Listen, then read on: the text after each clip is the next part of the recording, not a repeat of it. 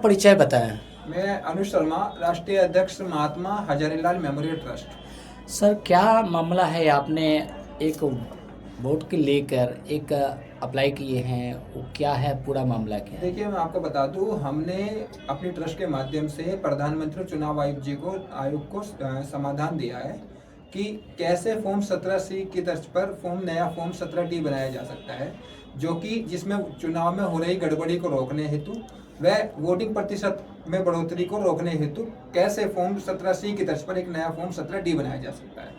उसको देखिए, हमने ना अपने ट्रस्ट के माध्यम से सुझाव दिया है प्रधानमंत्री नरेंद्र मोदी जी को और चुनाव आयोग को कि जो लगातार आज विपक्ष मुद्दा उठा रहा है कि चुनाव में लगातार गड़बड़ी हो रही है वोटिंग के दौरान में और वोटिंग प्रतिशत में बढ़ोतरी हो रही है लगातार, तो उसी का हमने एक समाधान निकाला है। उसी का हमने समाधान दिया नरेंद्र मोदी जी को, चुनाव आयोग को, अपने पत्र के माध्यम से कि फॉर्म 17C की तर्ज पर एक नया फॉर्म 17D बनाया जाए। देखिए, ये फॉर्म 17D है। देखिए, इसमें ना चुनाव आयोग दलील देता है एक फॉर्म 17C के अंदर कि इसमें विधानसभा का नाम होता है, बूथ का नाम होता है, और इस फॉर्म को हम अपनी वेबसाइट पर अपलोड नहीं कर सकते क्योंकि ये फॉर्म बूथ एजेंट को दे देते, तो हम अपने इसको फॉर्म को जो फॉर्म 17C है, इसको हम अपनी वेबसाइट पे क्यों अपलोड करें। तो इसी का हमने समाधान निकालते हुए, क्योंकि हमारा जो फॉर्म 17D है, इसके अंदर देखिए, आप देखेंगे तो इसमें नेम ऑफ स्टेट लिखा है, जैसे दिल्ली स्टेट है, जैसे विधानसभा, जैसे जो फॉर्म 17C में उसमें विधानसभा का नाम है, इसमें विधानसभा का नाम नहीं है, इसमें क्या विधानसभा की संख्या नंबर है। जैसे मैं विधानसभा में संख्या है बाबरपुर विधानसभा, जिसका नंबर है 63, बूथ नंबर है 250, करदमपुरी बूथ है, ठीक है। इसके अलावा ईवीएम का नंबर नहीं है, इसमें टोटल ईवीएम में कितने वोट पड़े हैं उनकी जानकारी है, साथ ही बूथ जो एजेंट है उसके सिग्नेचर है, बूथ अधिकारी है उसके सिग्नेचर है। तो हमने ये सुझाव दिया क्योंकि देखिए, जो विपक्ष भी है लगातार, जो जितनी भी राजनीतिक पार्टियां है, वो ईवीएम में टोटल कितने बूथ पर ईवीएम में टोटल कितने वोट पड़े उसकी जानकारी मांगता है। इससे सर सरकार को क्या फायदा है और पब्लिक के क्या फायदा हो सकता है? देखिए, इसमें एक मैं और चीज बता दूंगा आपको, जो फॉर्म 17C है उसको चुनाव आयोग कहता है कि इसके अंदर एक नियम है, कितने लोगों ने वोट डालने के लिए रजिस्ट्रेशन किया, उसका नियम है 49O। कितने लोगों ने वोट डालने के लिए रजिस्ट्रेशन किया पर उनको बूथ अधिकारी ने वोट डालने नहीं दिया, उसका नियम है 49M। ठीक है, उसमें क्या है कि उसमें जानकारी होती है जनता, मतलब जो वोटर होते हैं उनकी जानकारी होती है, जिससे हम कहते हैं निजता का अधिकार, उनकी पर्सनल जानकारी होती है उसके अंदर, और इसलिए चुनाव आयोग मना करता है कि इस फॉर्म को, 17C को फॉर्म को अपनी वेबसाइट पर अपलोड नहीं कर सकते। और इसका इसलिए हमने समाधान निकाला है, इसको आसानी से चुनाव आयोग प्रधानमंत्री मोदी जी को भी भेजा, चुनाव आयोग इस फॉर्म 17D को आसानी से अपनी वेबसाइट पर अपलोड कर सकता है, और अपलोड करने के बाद इसमें कोई एडिटिंग भी नहीं करता। जैसे कि चुनाव आयोग कहता है कि अगर हम फॉर्म 17C को अपनी वेबसाइट पे, चुनाव आयोग की वेबसाइट पर इस फॉर्म 17C को अपलोड करते हैं, तो कुछ असामाजिक तत्व लोग इसमें एडिटिंग करके इसको वायरल कर सकते हैं। मान चलिए किसी बूथ पे 250 वोट पड़े हैं, उन्होंने एडिटिंग करके उसके अंदर 250 की जगह 260 या 255 कर दिया है, 355 कर दिया, 100 वोट बढ़ा दिए उन्होंने। अब क्या होगा कि उसमें क्या, उस बूथ के अंदर, क्योंकि जो फॉर्म 17C है उसके अंदर विधानसभा का नाम होता है, बूथ का नाम होता है, तो उससे क्या होता है कि वो वायरल होने का खतरा रहता है जल्दी, और उसमें लोगों में उस समय बूथ में असामाजिक माहौल बन सकता है। दूसरी बात क्या है कि हमारा जो है, लगातार हम बता रहे हैं कि हमारे इस विधान जो फॉर्म 17D है, इसका सेकंड पार्ट, फॉर्म 17C का सेकंड पार्ट है 17D। इसमें हमने यही सुझाव दिया है कि इसमें ना ही विधानसभा का नाम है, ना इसमें बूथ का नाम है। इसमें क्या, विधानसभा की संख्या नंबर है, बूथ की संख्या नंबर है, और क्या इसके अलावा इसमें ईवीएम में टोटल कितने वोट पड़े उसकी जानकारी है।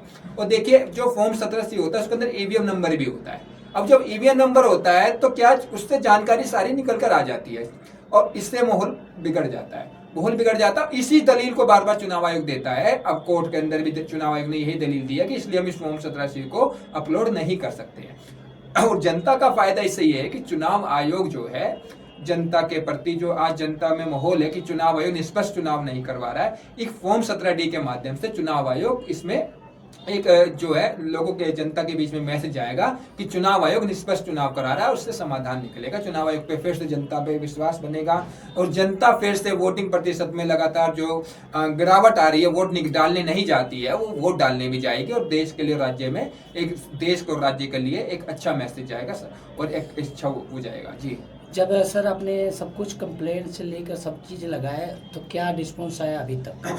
देखिए, हमने जो आपको बताया कि हमने सुप्रीम कोर्ट में भी दिया, हमने आपका प्रधानमंत्री जी को भी दिया, चुनाव आयोग को भी दिया, तो सुप्रीम कोर्ट में भी हमारा अंडर प्रोसेस में उन्होंने डाला हुआ है इस चीज़ को कि भैया आपका ये अंडर प्रोसेस है, क्योंकि क्या है कि हम आपको बताएं लगातार हम जो इस पे मैं आपको दिखा देता हूं, हमने और भी लेटर लगाए हुए हैं, दिखा देता हूं आपको।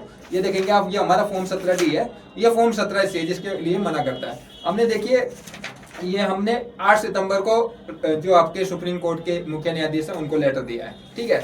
इसके बाद हमने आपके इसमें डायरी नंबर भी है, सब हमारी पूरी डिटेल है इसके अंदर। ये देखिए सुप्रीम कोर्ट का जो मैं आपसे बोल रहा था, ये अंडर प्रोसेस है इसके अंदर, देखिए ये आपका इसका पूरा नंबर है इसमें। इसके अलावा इसके अलावा द्रौपदी मुर्मू जो राष्ट्रपति हैं उनको भी दिया है हमने, ठीक है। इसके अलावा मोदी जी हमारे प्रधानमंत्री जी उनको भी दिया है, और पत्राचार के माध्यम से हम लगातार ये मतलब सुझाव दे, रेखा गुप्ता जी दिल्ली के जो सीएम है उनको भी पास भी हमने ये दिया है। तो हम लगातार कोशिश कर रहे हैं कि ये सुझाव लागू हो जाए, जिससे कि देश हित और राष्ट्र हित में एक अच्छा संदेश जाए, चुनाव आयोग के लिए एक अच्छा मैसेज जाए, और चुनाव आयोग पे लोग फिर से विश्वास करें और वोटिंग प्रतिशत में लगातार बढ़ोतरी हो, जनता जब वोट डालने जाए। अब देखिए क्या है कि कोई राजनीतिक पार्टियां हैं, ठीक है। अब राजनीतिक पार्टियां जैसे कि मानी चलिए कांग्रेस है, बीजेपी है, आम आदमी पार्टी है, क्या नाम है, अन्य निर्दलीय कैंडिडेट, छोटी मोटी पार्टी है। अब क्या है कि उन्होंने बोला बीजेपी के उम्मीदवार, बीजेपी पार्टी ने कि एक उम्मीदवार को टिकट दिया कि जाइए आपको हम इस विधानसभा से, इस बूथ से आपको टिकट, विधानसभा से आपको टिकट दे रहे, जाइए।